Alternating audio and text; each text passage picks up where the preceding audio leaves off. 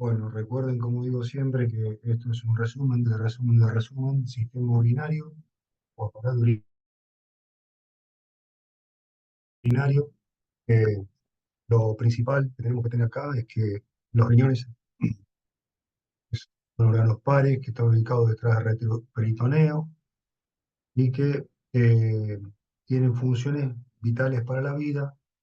Lo que hace es filtrarla a la sangre, manteniendo la sangre limpia, entre comillas, significa que mantiene la homeostasis del tejido sanguíneo. Y si mantienen la homeostasis del tejido sanguíneo, mantienen la homeostasis de todo el resto de los tejidos, como siempre vimos. De todas maneras, acá tenemos que las funciones básicas, tiene un par de funciones más, pero acá en este ejemplo que saqué, es de tener la capacidad de purificar 200 litros de agua al día, eliminar alrededor de 2 litros de toxinas y agua en exceso, en el caso de haya agua en ese exceso. Después tenemos eritropoyetina, que produce es una hormona que estimula la producción de eritrocitos en la médula ósea. Después tenemos la renina, que se encarga de controlar la presión arterial. Y finalmente el calcitriol, que se encarga de mantener el calcio en los huesos regular, es decir, el mecanismo fosfocalcio en hueso. Estas son las funciones básicas, hay más, pero para lo que va a ser el examen es suficiente. Después vemos como todo órgano, por el hilo, una parte que es arterial, una salida que es venosa y una salida que va a ser de la orina, de la diuresis, donde la orina ya va a tener la composición final. Y digo esto porque hay momentos en donde vamos a ver el riñón trabajando, donde vamos a pensar que es lo mismo que esta orina, sin embargo no, se llama líquido de ultrafiltrado.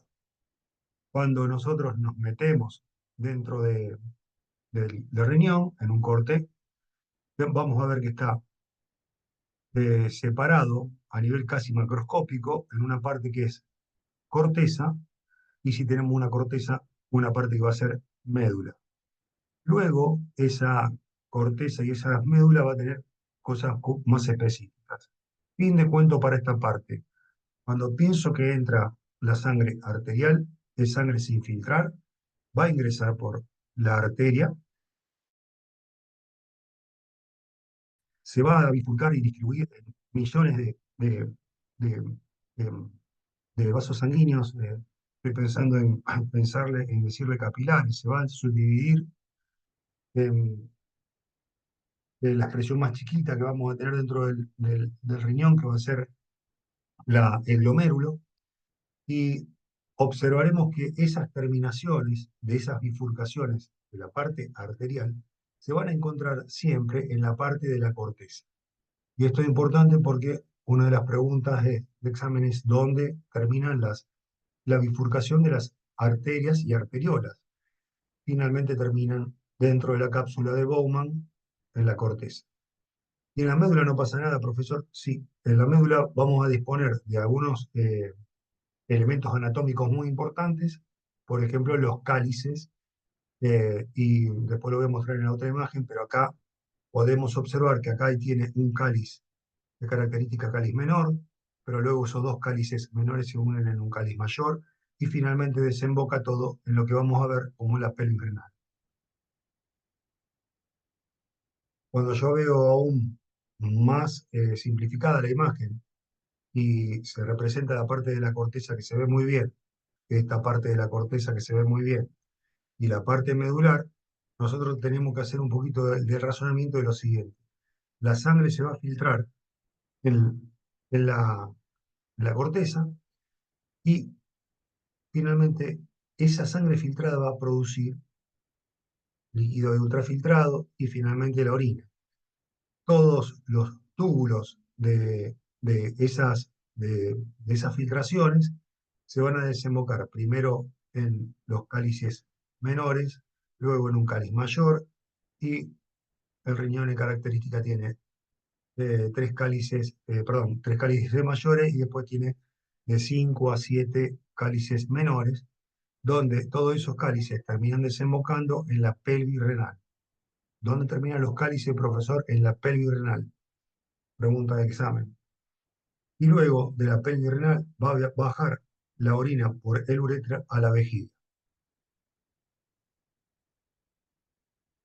Ahora bien, cuando empezamos a pensar cómo es que se ocurre la filtración o la ultrafiltración, vamos a tener que conocer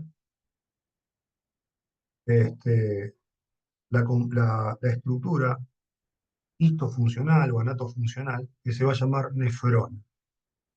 La gran pregunta que se hace en el examen es que puedan diferenciar cuál es una nefrona, la unidad anátomo-funcional o histofuncional, una nefrona cortical de una nefrona yucta medular. Como les dije, estas nefronas, y castigo, están ubicadas en la corteza, pero una nefrona cortical va en verde, la voy a tener ubicada, una nefrona cortical la voy a tener ubicada muy cerca de la corteza. Y una nefrona yuxtamedular la voy a tener ubicada muy apoyada sobre la médula, por eso se llama yuxtamedular. Aparte de esa diferenciación anatómica, o sea, de ubicación anatómica, vamos a tener otro detalle, que es el siguiente. A las nefronas corticales, yo la voy a ver que tienen lo que vamos a conocer como asa de Henle, que es muy corto el asa.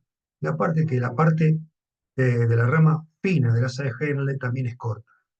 En cambio, en la nefrona yuxtamedular, el asa de Henle, que es esto que ustedes están viendo acá, toda esta vuelta que está viendo acá, el asa de Henle en la yuxtamedular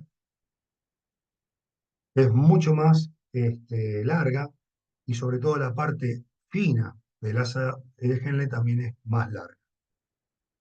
Cuando estoy hablando de esta convoluta que ustedes están viendo ahí, le estoy mostrando básicamente el recorrido que va a hacer el material de ultrafiltrado, que va a salir de glomérulos, lo veremos, va a dar toda la vuelta. Nosotros vamos a conocer este espacio como el túbulo contorneado proximal, luego el asa descendente de Henle, asa de Henle, asa ascendente, túbulo contorneado distal, y observaremos que el contorneado distal pasa al lado de las arteriolas aferentes y eferentes, y finalmente todo ese material va a ir a desembocar al túbulo colector. Acá nosotros podemos decir que en este túbulo colector, si bien todavía se va a producir algunos cambios, eh, vamos a tener ya casi el producto final del desecho. Ahora bien, ¿cómo ocurre ese filtrado dentro del glomérulo? Cuando vemos esto acá, bueno, o cuando lo veían abajo del microscopio, le pusieron la palabra de corpúsculo, que tiene el nombre de corpúsculo renal, pero cuando pudimos acceder a mirarlo de una forma mucho más minuciosa, observamos que ese corpúsculo se componía de una serie de cosas. Esta serie de cosas a la que hago mención tiene un montón de preguntas eh, histológicas para el examen, porque es el lugar por excelencia donde se produce la nefropatía diabética, donde se producen las infecciones renales, donde se produce eh, ultrafiltrados o sangrados, etc. Y se va a componer de algunas de las lesiones, tanto porque la sangre está fuera de homeostasis o el tejido sanguíneo está enfermo, o porque la persona está extremadamente deshidratada, o porque la persona tiene en sangre muchas proteínas o restos proteicos. Entonces aquí ocurre el ultrafiltrado. Para darle un sentido a este grafiquito, yo les voy a empezar a comentar algunas de los detalles más importantes. La cápsula de Bowman es la cápsula que va a guardar dentro al glomérulo. Obviamente el glomérulo es estas convolutas de la parte arterial, de arteriolas. Aquí voy a tener la cápsula de Bowman. La cápsula de Bowman va a tener dos extremos. Un extremo va a ser el extremo urinario, porque por aquí va a salir el ultrafiltrado, lo que luego va a ser orina, y un extremo que vamos a llamar un extremo, este es el polo urinario,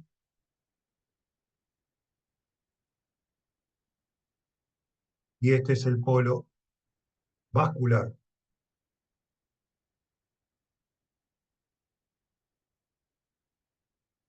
Es el polo vascular. ¿Por qué vascular? Porque están donde ingresan los vasos. Entonces tenemos la arteriola de frente y luego de que hace todo el recorrido en las convolutas estas, todo esto está unido, se entiende, ¿no? Hace todo el recorrido, todas las convolutas, todo el recorrido, sale por la arteriola aferente, pero atención con esto, no sale sangre venosa. Es decir, no se ha transformado la sangre arterial en sangre venosa, sino que sigue saliendo sangre arterial. Ingresa arteria, arteriola, sale arteriola. Muy bien. ¿Qué otra cosa vamos a ver? El espacio de ultrafiltrado, nosotros le vamos a llamar espacio urinario, es este que está entre el glomérulo y la cápsula. Entonces, la cápsula va a estar armada, está hecha de un epitelio de podocitos, de característica que cuando nosotros vemos los podocitos que están formando la cápsula, que es esto que ven acá ustedes, está formando la cápsula, uno al lado del otro, bien unidos, forma la cápsula. Estos podocitos se llaman parietales. Pero también vamos a tener otros podocitos, como los que están viendo acá, con su núcleo en violeta y sus extensiones de membrana celular en amarillo, como un pulpito. Estos podocitos, nosotros le vamos a denominar podocitos viscerales, ¿sí? Que están en contacto, están abrazando, están enroscando a la arteriola que forma eh, el túbulo, que forma, perdón, el glomérulo, y este podocito, que tiene su forma de pulpo, sus tentáculos, entre comillas, de membrana celular, va a tener un montón de pedicelos. Esa estrategia que genera el organismo es la siguiente. Si yo tengo que agarrar un podocito y dibujárselo, les voy a decir que, por ejemplo, parece un pulpito, que tiene un pulpito, todo esto, chicas y chicos, es membrana celular, este es el núcleo, y luego vamos a ver que tiene pedicelos, se los voy a dibujar así groseramente para que lo vean. Estos pedicelos, estas extensiones, hacen que que es una sola célula, utilice sus pedicelos de primera generación, de segunda generación, de tercera generación, así se denomina eh, estas bifurcaciones de membrana, enrosque, envuelva a la arteriola. Eso lo vamos a ver a continuación. Entonces, fin de cuento para esto, vuelvo a la imagen.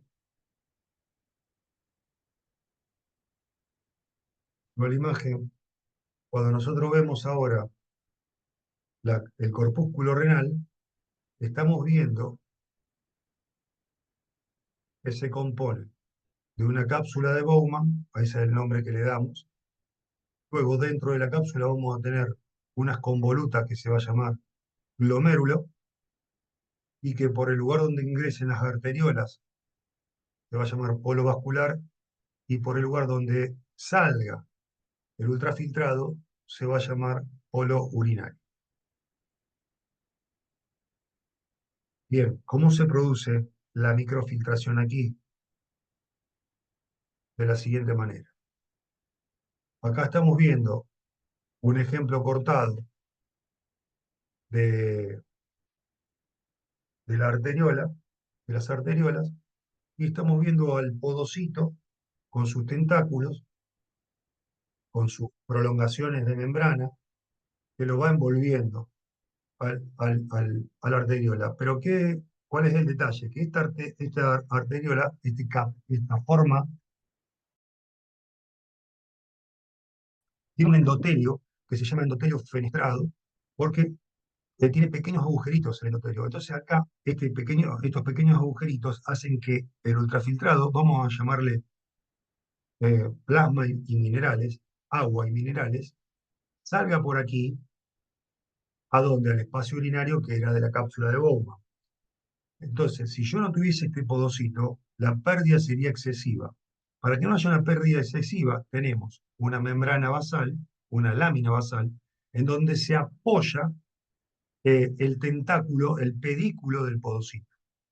Pero entre la lámina basal y el pedículo vamos a tener otra estructura también que se llama diafragma de filtración, y en consecuencia, el pedículo, el diafragma, la lámina basal y el endotelio fenestrado son los que forman la ranura de filtración. Si todo esto funciona bien, vamos a tener el filtrado de esta manera.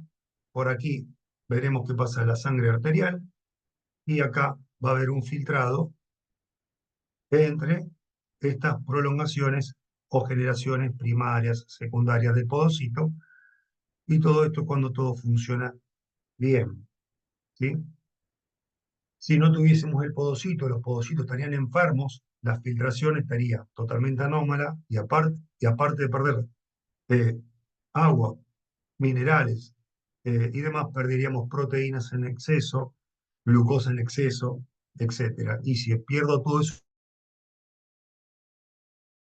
en exceso y no lo puedo volver a recuperar porque el riñón está fallando, lo vamos a encontrar en la orina. Entonces encontraríamos proteinuria, glucosuria, etcétera. Si sigo tratando de interpretar el funcionamiento del riñón, ahora sí, vamos a mostrarle que hasta ahora yo hice un recorrido de solamente que corresponde a la cápsula de Bowman, este pedacito que está acá. Ahora yo les tengo que contar qué es lo que pasa cuando sale del polo urinario. Y de cuando sale el ultrafiltrado del polo urinario, ¿no? Directamente se va a ir al túbulo contorneado proximal. Túbulo contorneado proximal. Tiene un epitelio característico de células cúbicas con, con una parte apical en ribete de forma de cepillo para aumentar el poder de absorción de las cosas que se perdieron en la ultrafiltración, pero que las quiero volver a retomar. Entonces acá dan todas estas convolutas, por eso se llama contorneado, y finalmente produce descendente de Henle, el asa ascendente de Henle. Vamos a tener otra vez las convolutas, túbulo contorneado distal, y finalmente desemboca en el túbulo colector. Este túbulo colector se va a unir a todos los túbulos colectores y después va a terminar en uréter vejiga, vejiga uretra y micción. Pero lo importante de este recorrido es que en todo el camino voy a tener siempre un aporte vascular arterio-venoso. Y esto significa, chicas y chicos, que lo que yo saque del túbulo, de los túbulos, del túbulo contorneado proximal, del túbulo contorneado distal, del asa de Henle, cuando yo saque algo que iba a ser excretado, va a ser reabsorbido por el cuerpo por medio de estos vasos sanguíneos. Por última,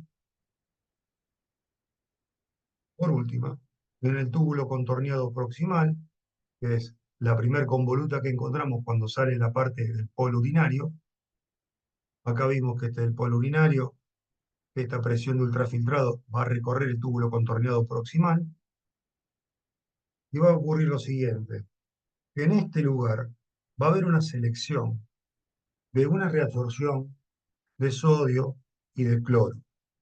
Entonces, el transporte activo de sodio hacia el plasma de los capilares, eh, a los capilares tubulares, ¿no? Hay una reabsorción.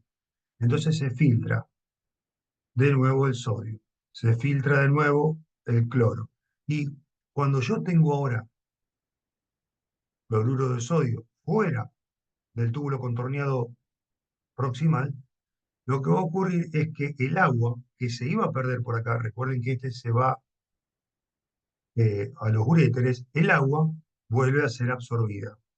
Y de esa manera, su reabsorción, luego de la filtración, hace que el líquido reducido a la mitad del volumen original, pero que todavía tiene, o sea, la mitad del líquido que iba a perder, la mitad reabsorbiste la mitad de lo que iba a perder. Pero esa otra mitad que todavía podés perder puede ser reabsorbida en el resto del recorrido por túbulo contorneado proximal, asa de Gell, túbulo contorneado distal.